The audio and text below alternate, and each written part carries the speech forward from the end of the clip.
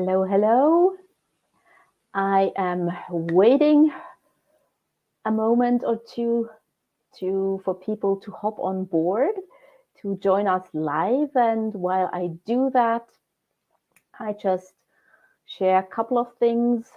If you are in my Facebook group, you know that I haven't done any videos last week because I shared that I really wasn't well. And I know why today. My spouse and I caught Corona, and I really feel better today.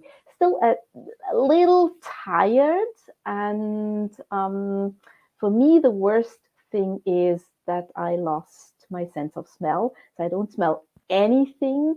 And I am a total food lover. I love to cook, but I also love to eat, and neither cooking nor eating is really fun today. But on the upside, there's always an upside, right? On the upside, losing a couple pounds has never been easier for me, but I really hope it's coming back. So I see there's somebody live here. Let's get started. And officially, warm welcome to the Law of Attraction hoax. Why choosing happy thoughts, good feeling thoughts is not enough. So, um, let me ask you a question. Have you practiced, maybe for a long time even, have you practiced choosing good feeling thoughts? But these usually big desires still don't manifest in your life? And do you sometimes feel that the law of attraction, maybe doesn't work, or you're doing something wrong? If so, this video is exactly for you. And from my side, the good news is really that the law of attraction and knowing those principles and adapting them to your own life, it does work. But there is a missing link. There's a missing piece, and I'm going to share this missing piece in this video. And I really want to make an important statement here. You already had that in the title, but I want to repeat it. Choosing happy or good feeling thoughts is not enough. That is a fact, because I tried it. I tried it for ages, actually. And I really make this clear statement that choosing happy thoughts is not enough, because if you look out there, many law of attraction teachers say that. And I don't want you to think you're doing something wrong, or you're just not good at the law of attraction, or I don't want you to lose any hope. In this video, I just want to make sure that you understand why it doesn't work and what you can do instead. All right. So I know that choosing good feeling thoughts doesn't work because I was introduced to the law of attraction. That was at the beginning of the year 2000. And I was in a phase of my life where I was trying to attract my beloved. And I was religiously trying to choose good feeling thoughts. And if you have seen a couple of videos, or if you are in my group and see my posts or comments, I am a person who always finds an upside in everything, So I can really say I tried this on, and still I didn't manage to attract my beloved. I still kept attracting unavailable men. And that was the moment when I started to ask myself, well, does that really work? Does the law of attraction really work? Or where is the missing piece? And we'll get to that. And I want to share a flawed premise with you before we do that. And it's linked to that missing piece, of course. And that flawed premise is choosing good feeling thoughts, or you can also say happy thoughts, is the key to attracting your desires, is the key to manifesting your desires. When I say that choosing good feeling thoughts or happy thoughts is key to attracting what you desire, what that actually means is that we are asked to control our thoughts. We are asked to control our thoughts in a way that we choose happy thoughts, that we choose good feeling thoughts. And that's a complete flawed premise. It is the premise that it's actually our thoughts that have the steering wheel of our life in its hands. It's the flawed premise that our thoughts drive the vehicle of our life. And that's wrong. It's totally wrong, because our thinking is not in the driver's seat. Our thinking sits, look behind, it sits in the back seat. And I want to mention that it's not a part of this video, but I really want to mention that too. Taking action is also not at the in the front seat. It's not holding the steering wheel of your life. Taking action is also back there on the back seat. So if it's not your thinking that has the steering wheel of your hand, of your life in its hands, what is it? What do you think it is? I'm watching the comments.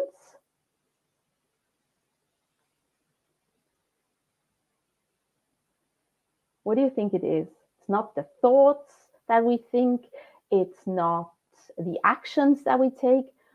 What has the steering wheel of our life firmly, really firmly in its hands?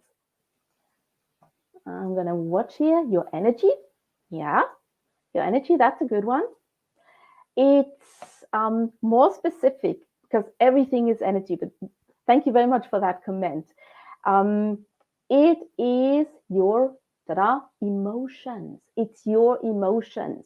It's emotion that drives thinking, and it's emotion that drives acting. It's emotion that ultimately drives your behavior. It drives what you do or don't do, and that leads to a certain result. We are, all of us, we are emotional beings. Emotion sits at the driver's seat of your life, of my life. And how you feel really determines the outcome of manifestation. So I still try to have positive thoughts. I still do that. And that's absolutely valid, but it's not enough, because controlling your thoughts only works to a certain extent, but not enough to give us this consistency that we want when we want to attract something, when we want to manifest something.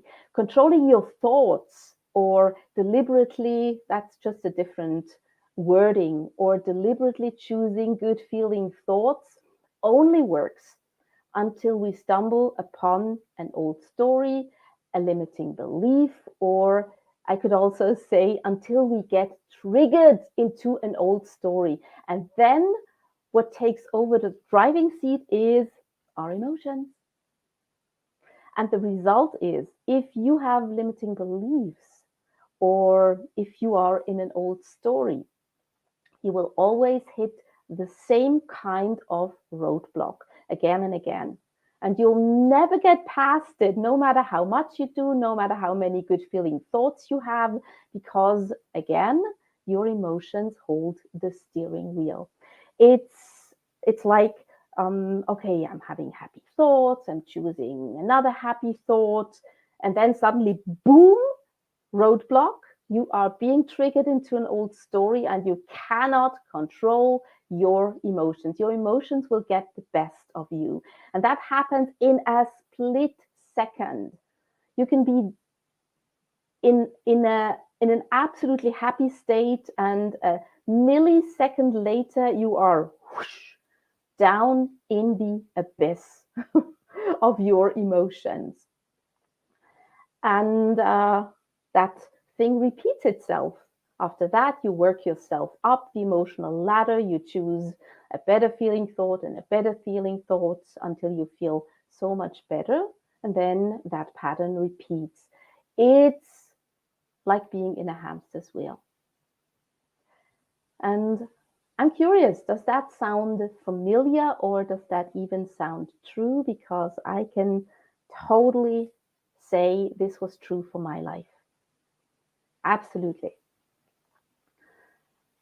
And I'm sure you know yourself pretty well. So you know, at least most of the time, that you are choosing happy or positive thoughts.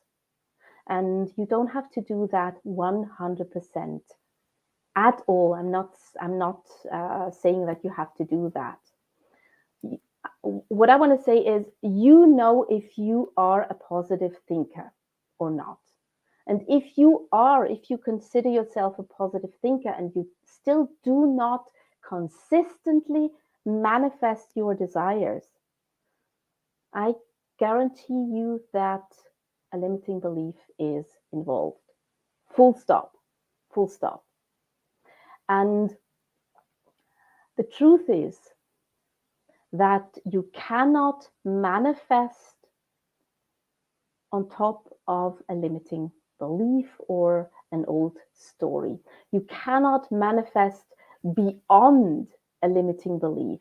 So the limiting belief or the old story, that's like your glass ceiling that you never get beyond. You cannot manifest beyond that, no matter how great of a positive thinker you are. Because once more, it's not your thoughts that hold the steering wheel of your life in its hands or in their hands. And the old story are always going to win. They're always going to be in your way between you, where you are, and the manifested desire that you want to attract in your life. And you heard me again and again, if you watched a couple of videos, that I completely promote energetic clearings. We need to clear these critters. We need to clear these limiting beliefs, old stories from your energy field, from your whole timeline, the past into the future. Because doing that means that we are clearing a very important thing. We are clearing not just energy, we are clearing resistance, and at the same time allowing alignment with the energy of your desire. And where alignment is, tada, manifestation happens. It's really that simple. I'm not gonna do a clearing today, but I'm going to tell you where you can get one. Remember the manifestation lab? We already did it twice in the group. I invite you to go and watch that video again. You are invited to bring your biggest desire, and we will keep clearing those limiting beliefs that are linked to this desire, that are attached to this desire. I'm going to put a link into the description of this video where you can find the manifestation lab. And whenever you have time, I invite you to watch that video and do another round of clearing so that the manifestation of your desire can happen. We don't want to be like Sisyphus who rolls up that rock, who want to get it to the top of the mountain, but every time he nears that top, the rock falls back down, and he does it again and again, but no matter how much he tries, how hard he tries, the rock keeps falling down. I don't want that for you. We want to clear our energy field of those limiting beliefs around all those things that we desire. So, my invitation for you today is to share with us if you think or feel or know that you have a limiting belief around one of your biggest desires.